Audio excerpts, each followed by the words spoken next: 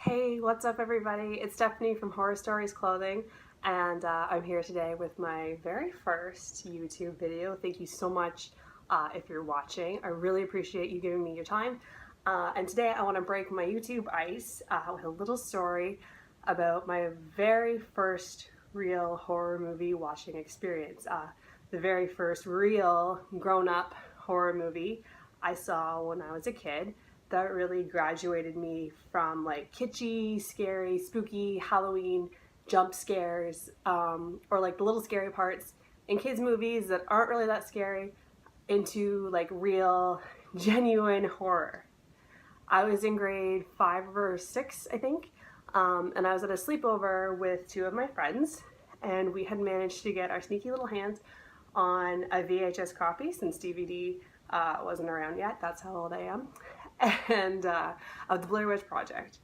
And I remember this because when I was a kid, I don't know if the Blair Witch is like the original found footage style film, but when it came out, I remember that it was marketed like it was real, and that these people actually died, and that this was a true story, and that was the big hype behind it. They had some no-name actors, really low budget, and I remember all the commercials, and I remember being fascinated by it. But like, you know, my mom didn't want me watching that stuff at that age, which is partly why we had to sneak watch it at a sleepover after everyone had gone to bed. So I was terrified. I was fucking scared. That was the first time I'd ever really been fucking scared by a movie, and I loved it. I believed it was real. Well, I mean, I believed it was real. I did and I didn't. I figured if people had actually died, they wouldn't have put it in theaters. Like, I wasn't that dumb of a kid, I don't think. But still, just the possibility that what if, that haunting feeling that it left you with, it's just, oh, it's just delicious and it's yummy, and it kind of just, it broke the mold for me. I officially watched a grown-up horror movie that I wasn't supposed to. And like, we were so scared. We actually had a copy of There's Something About Mary on standby to watch afterwards, because we knew, even before we put it on, we knew that that it was like not a great decision for kids our age to be watching it. But even the comedy we watched after didn't quell like the nightmare fuel we had just downloaded into our brains. I actually threw up that night. I ate way too many Doritos, and I threw up orange slime later, which has nothing at all to do with the movie, but I mean, looking back, it kind of fits in with all the reports that came out, all the media coverage that came out when the Blair Witch was released, all the people that were supposedly vomiting in the audience because of the motion sickness triggers from the wild camera work, or people passing out in the audience because they were just so scared. And I don't know, it just kind of clicked in with that I think that's why my puke session kind of brought those memories back. And I also think that since the Blair Witch Project was my very first real horror movie, that's why I fucking love found footage movies. My fiance thinks I'm a little crazy. He's a horror fan too. Excuse me. He's a horror fan too, but he's not so wild about the found footage subgenre. But found footage movies are my jam. And like, he doesn't like Cloverfield. I fucking love Cloverfield. And I'm gonna actually do another video on it soon because I just want to talk about it.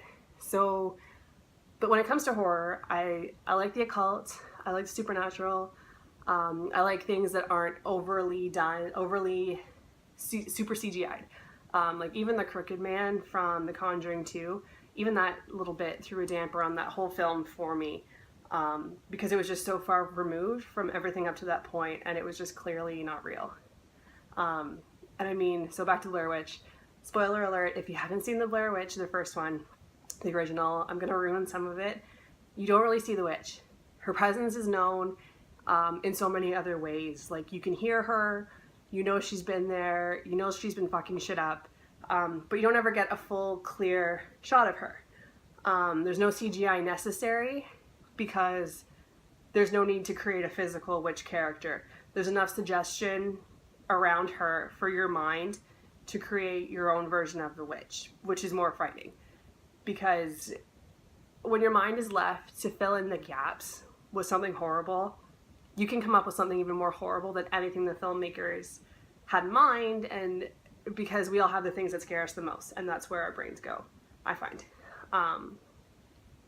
And her character was largely performed by like the rocks clacking, the laughing in the night, the stick effigies hanging from the trees, and just, oh my god, it just spooked the little hell out of little old kid me, and it started me down the horror path that I'm on now, and that's why I look like I do.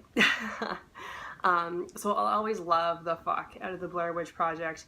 It'll always have a special place in my creepy little heart, as the first real scary movie that I ever watched. And it took me from the lighthearted, toned down, kid-appropriate scariness, the cute Halloween spookiness that I had associated with horror up to that point, and it gave me a taste of real fear, and I'm grateful for it. Blair Witch Project, love you. So yeah, that's my very first YouTube video. If you made it to the end, thank you so much for sticking around while I rambled. I'd love to know, what was your first grown-up horror movie? Did you have to sneak it? Did your parents watch it with you? What was it? Let me know. Let me know in the comments. And so now it's time for the usual YouTube closeout. If you liked this, thank you. If you'd like to subscribe, I'd be so incredibly appreciative. I look forward to rambling about horror in videos to come. And if you'd like to stick around and chat horror with me, excuse me, nothing would make me happier. Thanks again for watching, and I'll see you next time. Bye-bye.